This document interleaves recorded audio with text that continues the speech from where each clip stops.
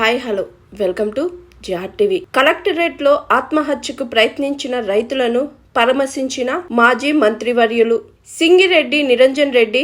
మాజీ మంత్రివర్యులు ఎదుట్లకు చెందిన నాదెండ్ల సాయిరెడ్డి అనే వ్యక్తి ఈ పాలనలో నాకు న్యాయం జరగటం లేదని, దాయాదులు తన భూమి ఆక్రమించి ఇబ్బందులకు గురి చేయడం వల్ల ఎన్నిసార్లు అధికారులకు మొరపెట్టుకున్నా తనకు న్యాయం జరగటం లేదని తీవ్ర ఆవేదన చెంది ప్రజావాణిలో కలెక్టర్ ఎదురుగా మందు తాగి ఆత్మహత్యకు ప్రయత్నం చేశాడు. ఈ విషయం తెలుసుకున్న మాజీ మంత్రి నిరంజన్ రెడ్డి గారు ఆసుపత్రికి వెళ్లి సాయిరెడ్డిని పరామర్శించి ధైర్యంగా ఉండాలని, ఆత్మహత్య సమస్యకు పరిష్కారం కాదని ఓదార్చారు. వైద్యులను అతని ఆరోగ్య పరిస్థితి గురించి అడిగి మెరుగైన వైద్యం అందించాలని సూచించారు. ఈ సందర్భంగా మాజీ మంత్రి నిరంజన్ రెడ్డి గారు మాట్లాడుతూ, కాంగ్రెస్ పాలనలో శాంతి భద్రతలు కరువయ్యాయని, ఒకవైపు రైతు పండుగ సంబరాలు జరుపుతుంటే మరోవైపు రైతులు ఆత్మహత్యకు పాల్పడుతున్నారని అన్నారు. మాజీ మంత్రివర్యులు నిరంజన్ రెడ్డి తన ఫిర్యాదును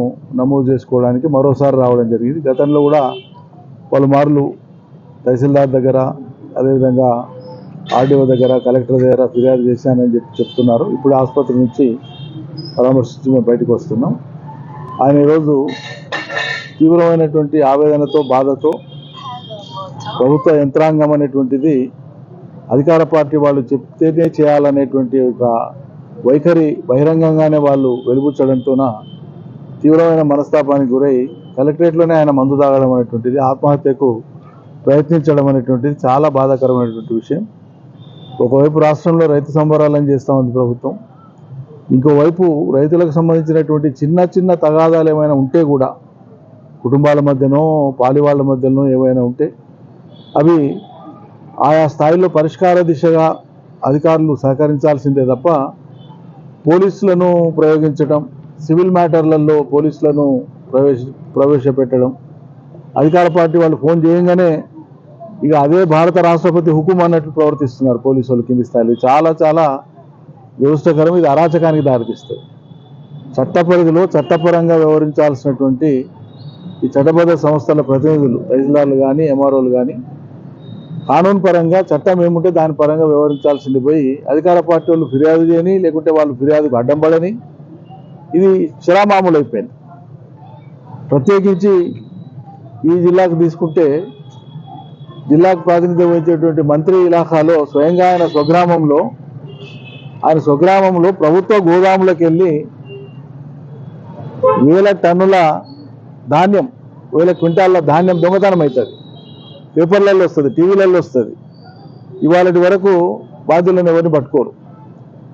ఆయన నియోజకవర్గంలోనే గోపులాపురంలో శ్రీధర్ రెడ్డి అనేటువంటి ఒక బీఆర్ఎస్ పార్టీకి సంబంధించినటువంటి నాయకుడిని అతి ఘోరంగా హత్య చేస్తారు, గోడెళ్లతో నరికి.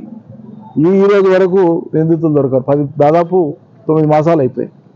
ఈ రోజు వరకు మేము డీజీపీని కలిసినాం, అంతకంటే ముందు ఎస్పీని కలిసినాం, డీజీపీని మా నాయకులు కలిసినారు. ఫలితం శూన్యం.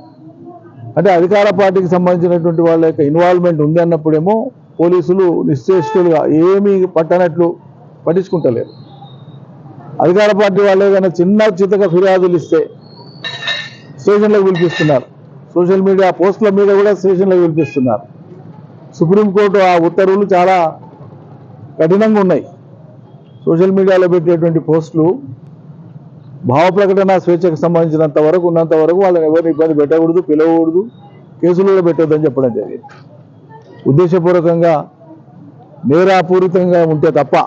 కానీ అన్నింటికీ అదొక మందులాగా వాడుతున్నారు.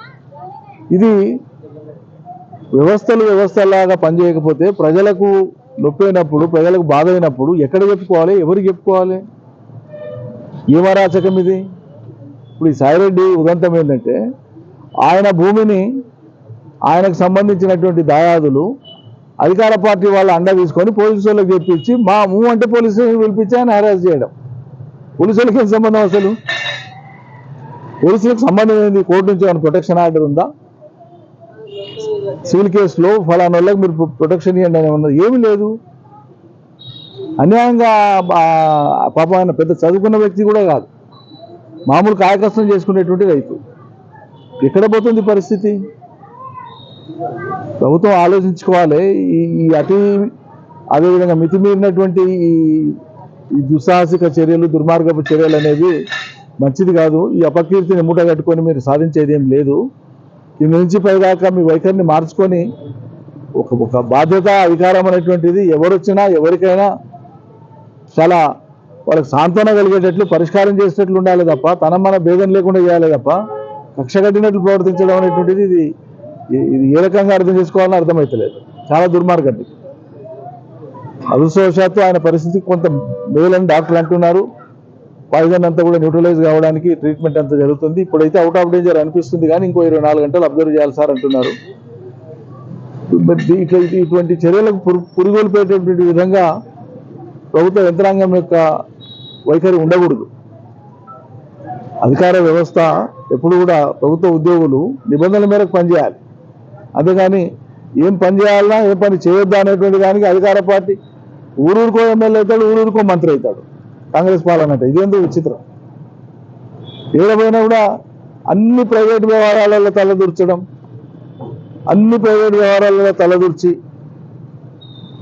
మంత్రుల పేర్లు చెప్పడం, ఎమ్మెల్యేల పేర్లు చెప్పడం, వాళ్ళు చెప్తున్నా లేదా వాళ్ళకే తెలవాలి, దేవుడికి తెలవాలి. కానీ కింద అయితే ఒక రకమైన అరాచకం రాజ్యం వెళ్తా ఉంది. నేను జిల్లా ఎస్పీ గారికి కూడా గతంలో విజ్ఞప్తి చేసినా, పర్సనల్గా పోయి కూడా కలిసి చెప్పినా, మీ నిష్పాక్షికత కనిపించకపోతే ప్రజలకు వ్యవస్థ మీద నమ్మకం పోతే అది అరాచకానికి దారి తీస్తుంది, మీరే బాధ్యులవుతారని చెప్పిన. ఇప్పుడు ప్రభుత్వమే బాధ్యత వహించాలి దీనికి. Hi, this is Swathi. Like చేయండి, షేర్ చేయండి, కమెంట్ చేయండి అండ్ సబ్స్క్రైబ్ చేయండి GRTV. Hi, this is Monica. Please like, share and subscribe GRTV.